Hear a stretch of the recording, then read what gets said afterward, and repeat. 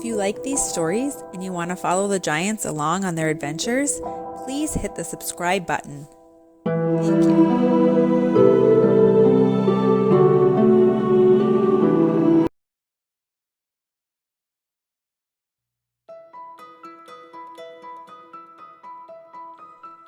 Fairy Berry Jam Party. Luna woke up that morning very excited. She ran out of her bedroom and said, "Today's the day, today's the day!" Because today was the day the fairies made their magical berry jam. What made this jam so magical, you may be wondering? Well, this very special jam was the jam the fairies used to give them the power of flight. Without this jam, the fairies could not fly. It was very important to them that they made this jam when the berries were at the perfect ripeness so that they could get the best flying magic from it. Ever since Dad Giant had accidentally stepped on a big pile of berries in the woods many years before, the fairies decided that the giants could be very useful this time of year. So it became a tradition that every year on this particular day, when the berries were said to be the perfect ripeness, the giants would go down into the fairy forest and help the fairies stomp jam out of the berries. "Oh, Mom, I just love visiting the fairies," Luna said. "I know, me too," Mom Giant said. "But remember, you're there to work." "I know, Mom," Bo said. "I'm going to smush so many berries with my big giant feet." "Not as many as I'm going to smush," Luna said. This year was going to be the first year that Ernie was old enough to smush berries for the fairies. And he didn't know what to expect. "So what do we do?" he asked. Apple Peach Banana had done it the last couple years, so she explained to Ernie. "First, we'll help the fairies move the berries from the berry bushes to where we smush the berries. Then we wash the berries. And then we put the berries in a giant bucket with a hole at the bottom and a strainer. And then we get in the bucket and we stomp around and it makes berry juice come out and turns it into berry jam. That is then collected and bottled up and put into the fairies' cellars. It's super fun. Let's just go and I'll show you." This year, the giant children were old enough to go by themselves. So Luna and Bo led the way and Apple Peach Banana and Ernie followed. When they got there, the fairies were buzzing all over the place, picking all the berries putting them in buckets. The berries were very big compared to the fairies, but very small compared to the giants.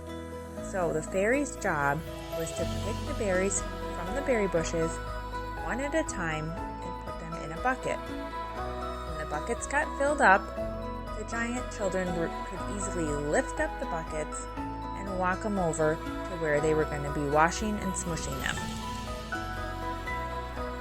"I can carry 5 buckets at a time," Bo said as he picked up 5 buckets and carried them the short distance for him, but a long distance for a fairy to fly, over to where they were going to be smushing the berries. In the meantime, Luna got chatting with one of the head fairies named Blossom. Blossom said, "I'm so excited! We have been pollinating, and we have been making blossoms bloom, and we have been ripening berries all spring. And we're almost out of our special magical flying power. I can't wait to make and taste more our magical jam! Blossom, I know what brumbleberries taste like, but what does brumbleberry jam taste like? Luna was very curious, because of all the years of her helping the fairies make their special magical flying jam, they never let her taste it. Well, it tastes just like the berries, but more smushed and sweeter. Sweeter than bumbleberries? Bumbleberries are so sweet already. Sweeter. Ernie and Apple Peach Banana were helping Bo move the buckets over to where the berries needed to be washed. Luna joined them with a strainer and got to washing. They carefully washed the bumbleberries as to not squish any. Then they put them into the giant barrel that they were going to be smushing the berries in. Here, Ernie, I'll show you how to smush the brumbleberries, Bo said as he got into the big barrel to start his squashing with his feet. He poured in a bucket of washed berries and got to stomping. Squash, squash, squash, squash. See, Ernie, it's just like this. It's very simple. Here, you try. Bo got out of the barrel, dumped in another bucket of brumbleberries, and helped Ernie get in. Ernie had no problems figuring out how to lift up his legs and stomp real hard. Squish, squash, squish, squish, squish, squash, squish, squash. This feels so funny between my toes, he said, kind of giggling. And then he tipped over and fell right into the barrel. He had brumbleberry juice everywhere. It was in his hair, all over his hands, it was all over his shirt and his pants, and on his knees and feet, everywhere. Ernie, you're not supposed to fall in there, Luna said, helping him out. She took him over to the lake to start washing him up, while Apple Peach Banana took her turn smushing the berries. Apple Peach Banana was smushing away. Squish, squash, squish, squash, squish, squelch, squish, squash.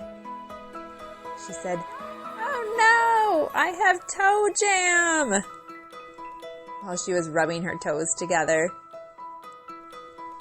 Toe jam, you're funny, Apple Peach Banana, Bo said, dumping another bucket of brumbleberries into the barrel. As the giant children were squishing the berries nice and squished and juicy, there was jam coming out of the funnel underneath, and all of the seeds were being filtered out, so it was just the straight, sticky jam. The fairies were super busy flying around and bottling it all up into their special little bottles. They made sure they had enough bottles for every fairy to take one home, that then they would use all year for their flying magic. Luna, who was helping Ernie get all washed up, turned her back for 30 seconds. And Ernie started licking the brumbleberry juice off of his fingers and off of his arms. So when Luna finally turned around, she said, "Ernie, you're not supposed to eat it!" But it was too late. Ernie continued to eat it as he started to float up off the ground. And man, he was a sight to see. A big giant floating in the air. He then looked down and realized that he was floating. He said, "Oh no, what do I do? What do I do?" Luna said, "I don't know. What do we do? I don't know," as she ran back to get the fairies. The fairies quickly grabbed a braided rope they had made out of grass and brought it back to where Ernie was. They had to fly up and fly all around him, wrapping him up in the braided grass rope. At this point, Ernie was having quite a good time up there floating around, licking his little brumbleberry snack off of his hands. "Look, Luna, I can fly forwards," he said as he flew forwards. "Look, Luna, I can do a somersault in the sky," as he did a somersault in the sky. And then he got a little tickle in his nose. And he said, "Ha, ha, ha-choo!" As he flew backwards, super fast. The fairies couldn't even hold on to the rope. And it completely unraveled around him. At this point, he was super far away, but he didn't really care because he was having so much fun. And Luna was not having fun because she had to get her brother down safely. She was running through the forest, dodging the trees, trying to catch up to where Ernie had sneezed himself. "Ernie, swim to where I am! Swim your arms and kick your legs and move yourself towards my voice," Luna called. Ernie was able to swim to where Luna was and grab onto a giant old oak tree. He was able to hold himself there and not float away again. Bo and Apple heard the ruckus and ran over to where Ernie was holding on to the oak tree. Bo quickly scrambled up as high as he could on the oak tree and grabbed both of Ernie's hands. But when he grabbed both of Ernie's hands, he had to let go of the oak tree with his hands, and he ended up floating away with Ernie. So now Bo and Ernie were both floating away. Blossom flew up to Bo and Ernie's ears and said, "Think heavy thoughts! Think heavy thoughts, and then you'll start coming down!" So Bo started thinking of the heaviest things that he could think of. And he said, "Ernie, think of dinosaurs!" So they both thought about dinosaurs. And then Bo said, "Ernie, think about trains!" So they both thought about trains. "Ernie, think about tank engines!" And as they thought about the tank engines, they noticed they started to come down. Ernie called out, "Think about whales!" So they both thought about whales, and they got closer and closer to the ground, until finally they were able to touch the ground. Luna went running over to them. "Oh, guys, I'm so glad you're safe," she said. Blossom flew up to where Ernie and Bo had landed and said, "That is why we are always so very careful with our brumberry jam, because we can't let just anybody use it. Like, imagine if the animals found it, or if humans found it, and they all started to fly. It would be very dangerous." Luna said, "Yeah, now I understand why you never let us taste the brumberry jam. That does look dangerous." Between Apple, Peach, Banana, and Bo smushing all the berries, they had finished the job. Now all that was left was cleaning up and making sure all the jars were closed tight and carried home. Luna had nice nimble fingers, so she was able to close the itty-bitty teeny little fairy jars shut. And Bo had super strong muscles, so he could easily carry the fairies' jars to their homes for them. After the cleanup was done and the sun was getting low, the giant children were getting ready to head home. Blossom flew over, holding a teeny tiny bag, and handed it to Luna. "What's this?" Luna asked. "It's a little thank you for helping us today at our jam party." "But what is it?" Luna wanted to know. "It is magical fairy dust. It will turn you into any animal you wish for one day. So make sure you don't waste it, because there's only enough there for each of you to do it one time." "This is the coolest present ever," Bo said. He was already brainstorming animals that he could turn himself into. Maybe a wolf, or a fish, or an eagle. And Luna was already brainstorming what she might turn herself into. Maybe a chicken, or a horse, or a zebra. Thank you, Apple Peach Banana said. I can't wait to come next year. Us too. Thank you so much for your help. And Ernie? Yeah? Ernie said. Next year? No licking the Brumbleberry jam off of your fingers.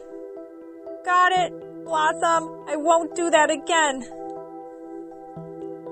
The fairy children walked back to their mountain holding their bag of fairy dust very tight. They were so exhausted from the day that when they got home, they put their fairy dust in a very special secret spot so that nobody knew it was there and went to bed. The end. Good night, Giants.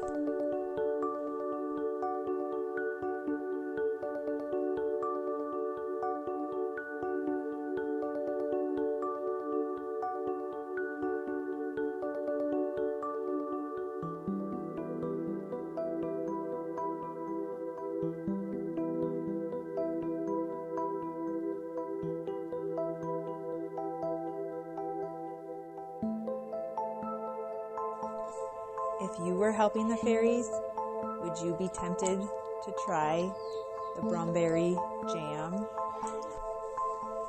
Would you sneak a taste off your finger? And if you floated up, would you be having fun?